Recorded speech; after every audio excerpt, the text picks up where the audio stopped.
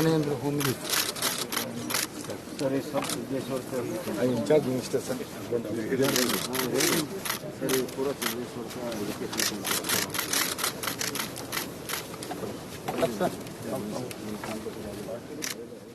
Please be seated on the dais. ಇಂದಿನ ಕಾರ್ಯಕ್ರಮದಲ್ಲಿ ಶ್ರೀಯುತ ಅಮಿತ್ ಶಾ ಅವರು, ಮಾನ್ಯ ಗೃಹ ಸಚಿವರು ಭಾರತ ಸರ್ಕಾರ, ಶ್ರೀಯುತ ಬಸವರಾಜ ಬೊಮ್ಮಾಯಿ ಮಾನ್ಯ ಮುಖ್ಯಮಂತ್ರಿಗಳು ಕರ್ನಾಟಕ ಸರ್ಕಾರ, ಮತ್ತು ಘನ ಉಪಸ್ಥಿತಿಯಲ್ಲಿ ಶ್ರೀ ಆರ್ ಜ್ಞಾನೇಂದ್ರ ಮಾನ್ಯ ಗೃಹ ಸಚಿವರು ಮತ್ತು ಶ್ರೀಯುತ ಬಿ ರಾಮಚಂದ್ರರವರು. आज के इस कार्यक्रम में मेरे साथ मंच पर उपस्थित कर्नाटक के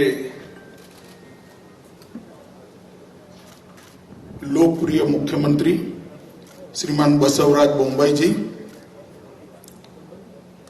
कर्नाटक के गृह मंत्री श्री अर्गा ज्ञानेंद्र जी, श्री वीसी पाटिल जी, आज जिनके मत क्षेत्र में कार्यक्रम है ऐसे हमारे सांसद और कर्नाटक के नेता श्री जीएम सिद्धेश्वर जी, कर्नाटक सरकार के मंत्री भाई मृगेश निरानी जी, श्री बरेती बसवराज जी, श्री आनंद सिंह जी, दावणगिरी के विधायक श्री रविंद्रनाथ जी, मंच पर उपस्थित सारे विधायक और विधान परिषद के सदस्यगण और आज के इस कार्यक्रम में आए हुए प्यारे भाइयों और बहनों को मैं नमस्कार करता हूं।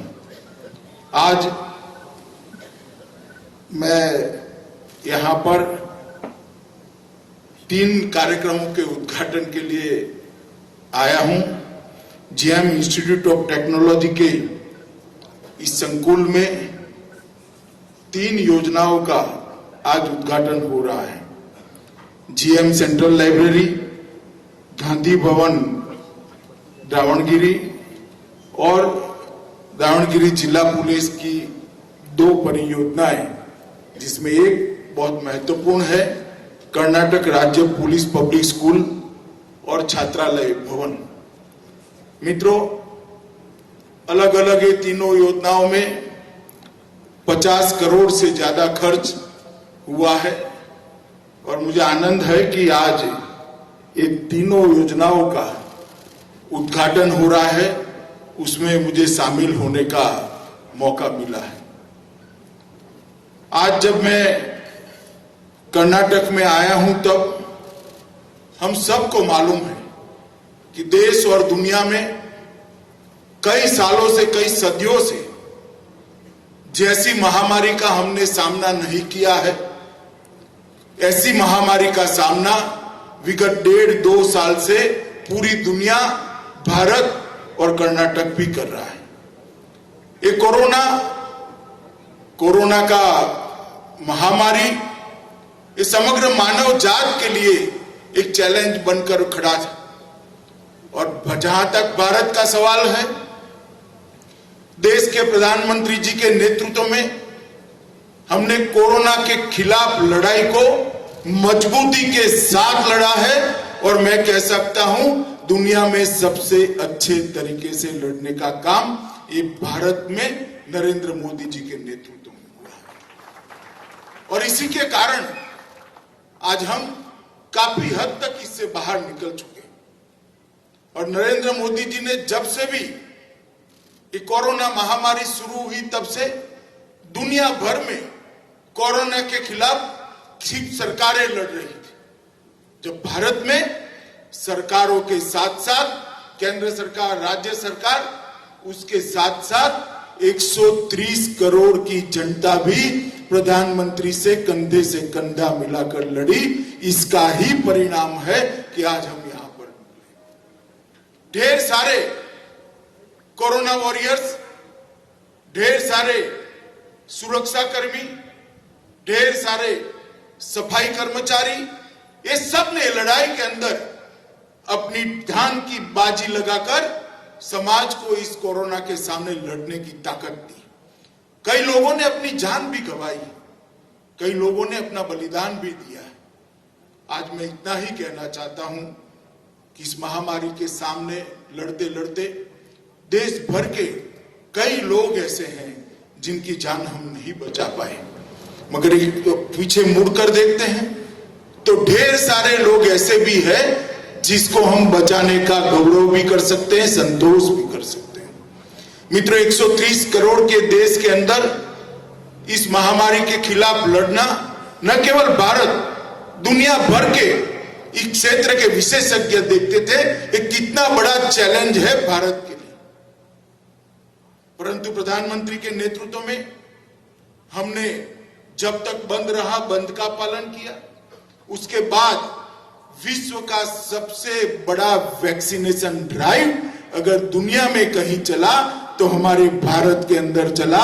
और आज हम गर्व से कह सकते हैं कि सबसे ज्यादा वैक्सीन देने वाला देश अगर कोई है तो हमारा भारत है।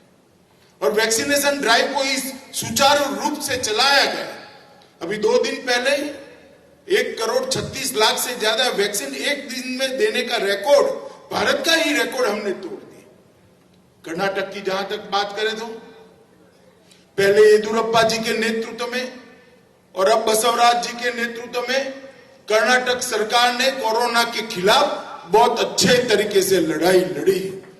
लगभग 5,20,00,000 लोगों को डोज लगाने का काम समाप्त हो गया। 4 करोड़ लोगों को पहला डोज लगा है और 1,16,00,000 लोगों को दूसरा डोज भी लगा है। और मुझे विश्वास है सितंबर एंड तक लगभग 90% से ज्यादा लोगों को डोज लगाने का काम बसवराज बोम्मई जी के नेतृत्व में समाप्त हो गया। और एक बहुत बड़ी उपलब्धि है। एक सरकार लोगों को साथ में रखकर चले, लोगों को साथ में रखकर काम करे तो क्या कर सकती है, इसका एक उदाहरण है। इसके साथ साथ नरेंद्र मोदी सरकार ने, हमारे देश के प्रधानमंत्री जी ने, जो हमेशा गरीबों की चिंता करते हैं, पिछड़ों की चिंता करते हैं, दलितों की और आदिवासियों की चिंता करते हैं। कोरोना महामारी का सबसे बड़ा अगर किसी पर बोझ पड़ा है तो गरीब पर पड़ा है। रोज का रोज कमाकर खाने वाले लोगों की रोजी रोटी बंद हो गई। पहली लहर में भी और दूसरी लहर में भी मई से लेकर नवंबर तक, दीपावली तक, हर पहली लहर में भी और दूसरी लहर में भी मई से लेकर नवंबर तक, दीपावली तक हर व्यक्ति को 5 किलो अनाज फ्री ऑफ कॉस्ट देने का काम ये भारतीय जनता पार्टी की नरेंद्र मोदी सरकार ने किया।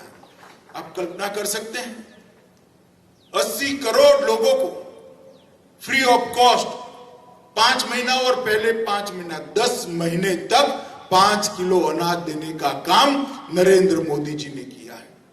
यही बताता है कि आप महामारी को रोकने के लिए जितना मानव से हो पड़ता है, जितना सरकारों से हो पड़ता है वो किया, मगर महामारी की असर को रोकने के लिए सरकार ने कोई कसर नहीं छोड़ी। उसके घर में कोई भूखा न सो जाए, कोई बहन, कोई मां भूखी न सो जाए, कोई बच्चा भूखा न सो जाए, इसकी व्यवस्था देश के प्रधानमंत्री नरेंद्र मोदी जी ने की।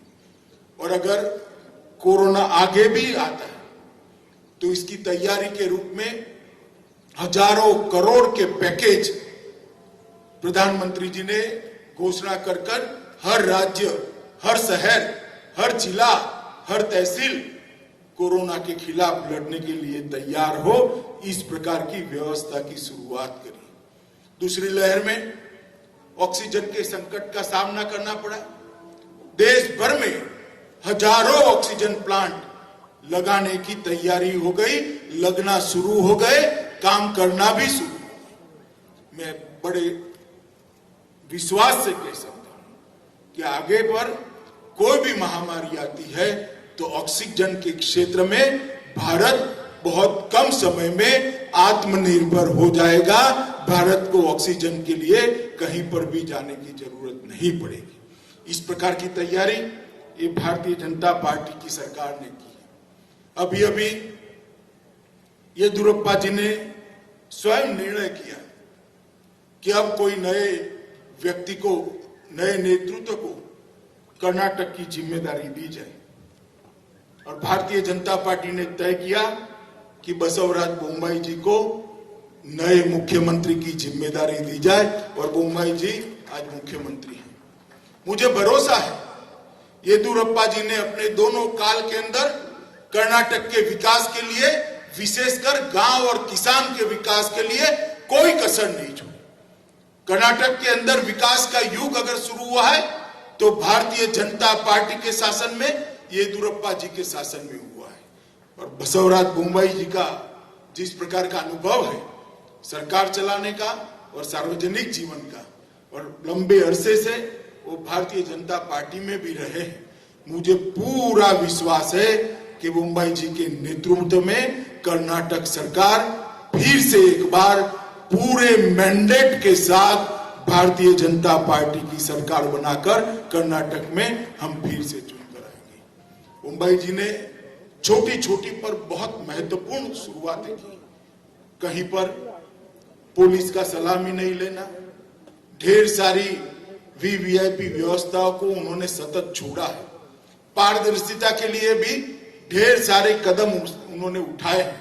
बहुत अल्प समय हुआ है, मगर दिल्ली के अंदर जो लोग कर्नाटक सरकार को बारीकी से देख रहे हैं वो सभी कह रहे हैं कि आने वाले दिनों में बसवराज जी को मुख्यमंत्री बनाकर भारतीय जनता पार्टी कर्नाटक में अपने आप को मजबूत कर लेगी। मित्रों, ये कोरोना काल में जो लड़ाई केंद्र सरकार और राज्य सरकार मिलकर लड़ रहे हैं, इस सब में आपका सहयोग चाहिए। कुछ जगह पे, कुछ जिलों में, मैं आज बोम्मई जी से पूछ रहा था तो उन्होंने बताया कि कुछ जिलों में, कुछ जगहों पे, कुछ जातियों में, कुछ वर्ग में वैक्सीनेशन के लिए थोड़ा रेजिस्टेंस है। मेरा मानना है कि हम सबका दायित्व बनता है कि हमारी आस पड़ोस में, हमारे परिवार में, हमारे मित्रों में कोई भी व्यक्ति वैक्सीन लिए बगैर न रह जाए, इस प्रकार का वातावरण का निर्मित करे। 100% वैक्सीनेशन ही कोरोना के सामने विजयी बनने का मंत्र है। और अब वैक्सीन की उपलब्धि भी भारत सरकार ने ठीक ठाक मात्रा में कराई है।